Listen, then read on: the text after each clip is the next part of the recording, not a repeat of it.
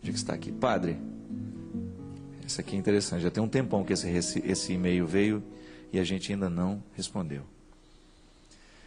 Quem escreve é a Célia Murad, de Londrina. Padre, como conciliar uma fé madura com a devoção aos santos? Confesso ao Senhor que não consigo ter nenhuma forma de devoção aos santos. Creio na Trindade e só. É um problema? Não, não é nenhum problema você não ter devoção, viu? Não é nenhum problema. A fé madura, ela consiste em nós termos a clareza do essencial da fé. A fé madura é aquela que nos direciona para o essencial. É uma fé que já está sem os excessos. Todos nós temos excessos na fé. Todos nós temos aquelas coisas que a gente precisa eliminar aos poucos. A devoção aos santos, ela entra como sendo naquela parte do credo, né, que a gente fala, creio na comunhão dos santos. É o que a igreja nos pede. A igreja nos pede acreditar na comunhão dos santos. Acreditar na comunhão dos santos é muito mais do que ter uma devoção. E eu concordo com a Célia que em muitos momentos a expressão que nós damos à nossa devoção, o e-mail dela é mais longo, gente, eu apenas resumi. Ela fala de que muitas vezes nós somos acusados de exageros. E ela tem toda a razão. Aqueles que nos acusam muitas vezes têm razão, quando eles observam que há um deslocamento da importância da fé. Às vezes nós vemos, dentro da igreja, nós temos a presença real de Jesus sacramentado. Está lá. Presença real, concreta, o sacrário está ali. Nós acreditamos na presença real de Jesus. A pessoa entra, ela não tem nenhuma reverência ao altar. Ela vai direto na imagem de Santo Expedito. Está errado. Você tem todo o direito de ter a sua admiração, porque o que é devoção? É uma admiração. Você tem todo o direito de ter a sua admiração a São Benedito. Mas a sua admiração a São Benedito não pode estar acima do seu respeito à Trindade, por exemplo. A presença real desta Trindade em Jesus. Então, muitas vezes, estes exageros acontecem o tempo todo. Quando você percebe que nós nos perdemos no devocionalismo. O devocionalismo corre o risco de ocultar os aspectos importantes da fé.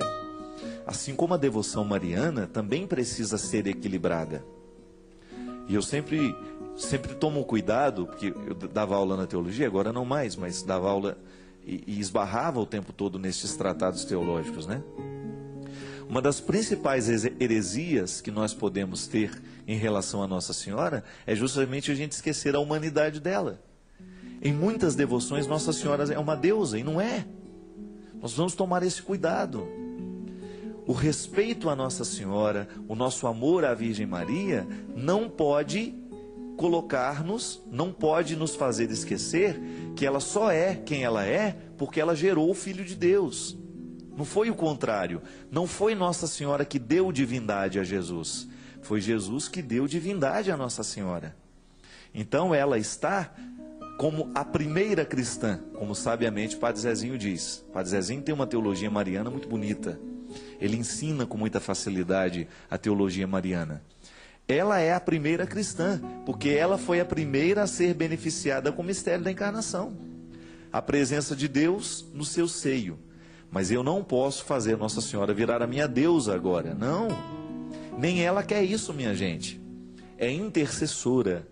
É intercessora. É aquela que está, digamos assim, no patamar mais elevado daquilo que a humanidade já alcançou. Os santos, o que são os santos? A igreja reconhece que os santos são homens e mulheres como nós, que viveram uma vida de radicalidade evangélica e conseguiram chegar lá. Isso é, conseguiram se configurar ao máximo à vida de Jesus. Porque Jesus está aqui como modelo. A humanidade caminha o tempo todo para este modelo. Por isso a Eucaristia, todos os sacramentos, a sua palavra é um convite para que a gente venha ser parecido com Ele. A igreja não aponta para ela mesma, a igreja aponta para o Cristo.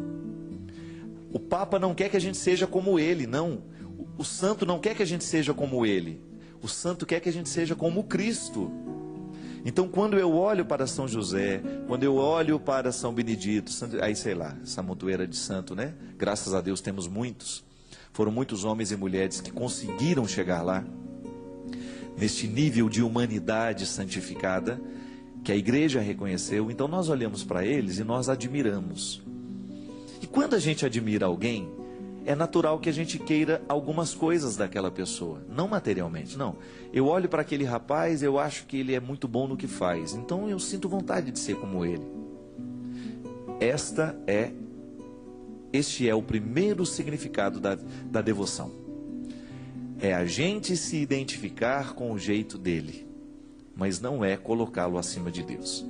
Então, os santos são homens e mulheres que podem esperar uma vida de santidade, mas eles não são o destino final da santidade.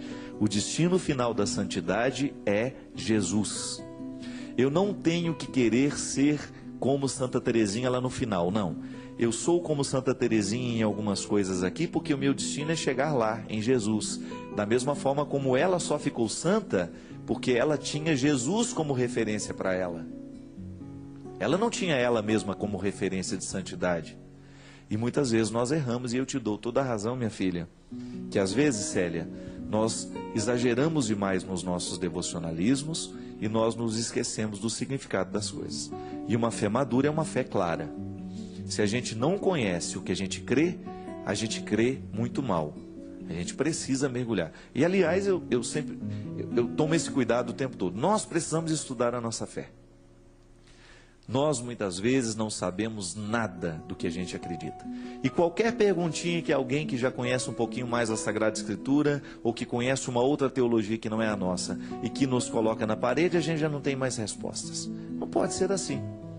Se eu amo esta igreja, se eu amo a minha religião, se eu amo a Jesus, eu tenho que buscar conhecê-lo, porque o conhecimento é que me autoriza a dizer que verdadeiramente amo alguém. À medida que a gente se conhece, é que a gente verdadeiramente se ama. E a gente não pode se esquivar dessa responsabilidade não, viu?